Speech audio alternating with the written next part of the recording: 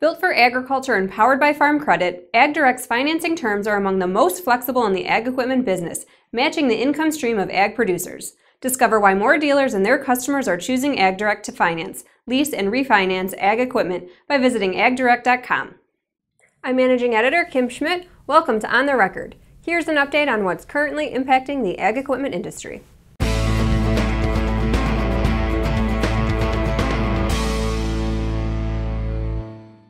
Producer sentiment improved in October, according to the Ag Economy Barometer, a monthly survey of producers conducted by the Purdue University Center for Commercial Agriculture. October's reading was 136, a 22-point increase in the index compared to September and nearly equal to its level 1 year ago. According to Purdue researchers James Meinert and Michael Langemeyer, this month's recovery in the barometer was underpinned by improved perceptions of both current conditions and future expectations, as the index of current conditions rose 19 points to a reading of 115, and the index of future expectations rose 24 points to a reading of 146. Despite the improvement, producers remain cautious about making large investments in their farming operations. However, the percentage of producers who said now is a bad time to make large investments, such as machinery purchases, dropped to 72% from 78% in September. Those who said it was a good time increased to 24% from 20% the prior month.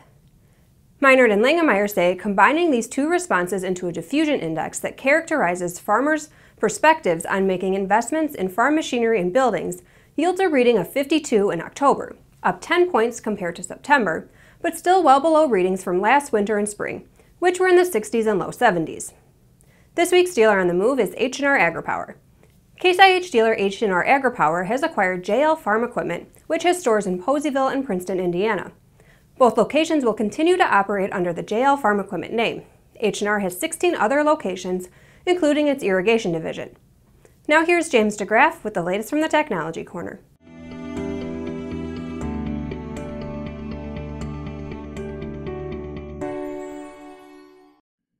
Thanks, Kim. Last week, CNH and FarmersEdge, Canadian-based decision ag developer, announced an exclusive strategic partnership to expand data management and agronomic solutions for Case IH and New Holland dealers.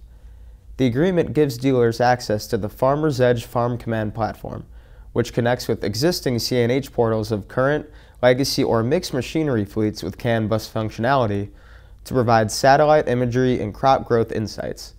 Customers can also select advanced options based on price points, with premium packages offering variable rate prescriptions, sampling services, and in-person agronomic support.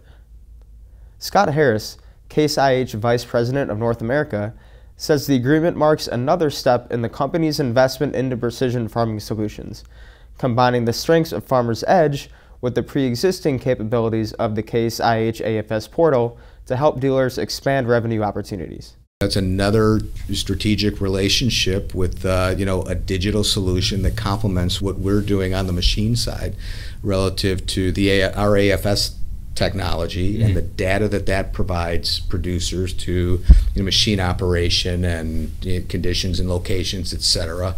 And then you combine that with the agronomic data, if you will, that FarmersEdge supplies, and you put that together, you develop this ecosystem that I mentioned earlier that gives a producer the opportunity to collect the data and then share it with whomever he needs. FarmersEdge Chief Product and Strategy Officer Ron Osborne says Case IH and New Holland dealers have already been rolling out the expanded platform, utilizing special programs set up through the agreement to help phase the services in. The ultimate goal, he adds, is giving dealers the tools to provide farmers with a complete digital infrastructure. From a technology standpoint, we're bringing everything to bear, and so are they to this partnership. When you're taking daily remote sensing or daily satellite imagery, we have thousands of weather stations across North America. You add in all of our ecosystem partners, so I think that's something that you'll start to see some continual announcements in perpetuity, is our growing ecosystem feeding in information into this unified platform. The announcement marks one of many partnerships made by FarmersEdge in 2018. Agreements earlier in the year were made with Raven and PartnerE to design and implement digital ag solutions, as well as with Titan Machinery for the distribution of services and full integration of field equipment data. Back to you, Kim. Thanks, James. Service Equipment, one of John Deere's largest equipment dealers, reported that it achieved record third quarter equipment sales in its agriculture segment, increasing 9% compared to the third quarter of 2017. At the same time, the company said equipment gross profit margins contracted. Consolidated revenue for the quarter was also up 9%. The company reports that weather conditions shifted harvest activity into the fourth quarter of 2018 compared to 2017, when harvest was in advanced stages by the end of the third quarter. Service indicated that producers' need for additional machine hours in a narrow harvest window resulted in used equipment sales increasing 32% in the quarter, although at a lower gross margin compared to the third quarter of 2017. These reduced used equipment margins were offset in the quarter by a $2.6 million increase in incentives tied to new equipment sales performance. The company said service department process generated a 6.3% increase in service gross profit margin percentage, quarter over quarter, although harvest timing tempered related parts and service revenue growth. Rocky Mountain Dealerships announced its third quarter earnings on November 7th. For the quarter ended September 30th, sales declined 2.3% to $233.4 million versus $238.8 million the same period in 2017. Early snowfalls across the Canadian prairie stalled harvest activity throughout mid to late September, decreasing in-season demand across all categories, the dealership group says. Despite the impact of the unusual harvest compared to the second quarter of 2018, Rocky Mountain continued to draw down its inventory of new and used equipment, even with the addition of $30 million in inventory from acquisitions in the third quarter. Rocky Mountain announced it's begun an initiative to sell late-model used equipment to farmers based in the U.S. via an outlet store in Tonganoxie, Kansas, which is located on the outskirts of Kansas City. Rocky Mountain's move into the U.S. was expected. During an interview with Ag Equipment Intelligence last summer, the dealership group said expanding its geographical reach would be part of its 5-year growth plan. According to the dealership group, the new facility is situated in close proximity to the sizable U.S. agriculture markets of Kansas, Iowa, Nebraska, Missouri, and Oklahoma, as well as manufacturing facilities from which new equipment is routinely being shipped to Rocky Mountain locations within Canada. By backhauling late-model used equipment to our new Kansas location, we are able to minimize the associated transportation costs, the company said. AGCO reported net sales of $2.2 billion for the third quarter of 2018. That's an increase of 11.5% compared to the third quarter of 2017. For the first 9 months of the year, sales are up 17% versus last year. On a regional basis, the Europe-Middle East saw the largest increase. Sales for the quarter were $1.2 billion, up 14.4% versus the third quarter last year. In North America, third quarter sales were up 12.8% to $545.5 million. South America saw a moderate improvement of 2.8% for the quarter, and the Asia-Pacific Africa region had a sales increase of 5.7% during the quarter. Year-to-date, North American sales have increased 22.2% in 2018. Precision Planting, which was acquired in the fourth quarter of 2017, contributed sales of approximately $97.2 million in the first 9 months of 2018. CNH Industrial this week announced its third quarter consolidated revenues were $6.7 billion, in line with the third quarter of 2017.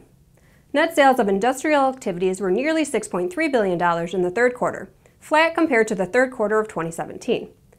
Ag equipment sales increased 4% during the third quarter compared to the same period last year. The increase was primarily the result of price realization across all regions and higher sales volume in NAFTA, partially offset by a revenue decrease in APAC, primarily Australia. Scott Harris, Case IH Vice President of North America, says he expects to finish the year strong, particularly with looking at the order books relative to last year. We're going to have a good 2018. The order book still looks good compared to last year. We've felt there's a little bit of caution out there with everything that's happening in trade and with commodity prices and all of that. We're still positive, and order board is still good, and we're going to finish the year well. Shortline manufacturer Alamo reported record net sales and net income for the third quarter of 2018 and the first 9 months of the year. While overall net income was up 41.9% and net sales were up 7.1%, the company's ag division saw sales drop for the quarter. Net sales for ag equipment were $61.5 million, down 5.3% from $64.9 million in 2017's third quarter. Regarding the ag division's performance during the period, Ron Robinson, Alamo Group's president and chief executive officer, said the company is concerned about the agricultural outlook, which had been showing signs of strengthening, but now is faced with a backdrop of declining farm incomes and the impact that new tariffs are having on demand for certain agricultural commodities. He adds that while the Ag Division results are off, they were still good, mostly due to improvements in operational efficiencies, which help Alamo mitigate the impact of higher input costs and lower sales. And now from the Implement and Tractor Archive. In February 1988, the Farm and Industrial Equipment Institute was forecasting farm equipment sales to increase 5% in U.S. retail dollar volume. The group forecast combine unit sales to come in at 6,890 in 1988 and then up to 7,200 in 1989. For 1987, combine unit sales were 6,700. 1987's combine sales actually beat out the association's forecast of 6,411 units. For comparison's sake, the first 9 months of 2018, U.S. combine unit sales were 3,560. That's up from 2,936 for the first 3 quarters of 2017. As always, we welcome your feedback. You can send comments and story suggestions to kschmidt@lessitermedia.com. Until next time, thanks for joining us.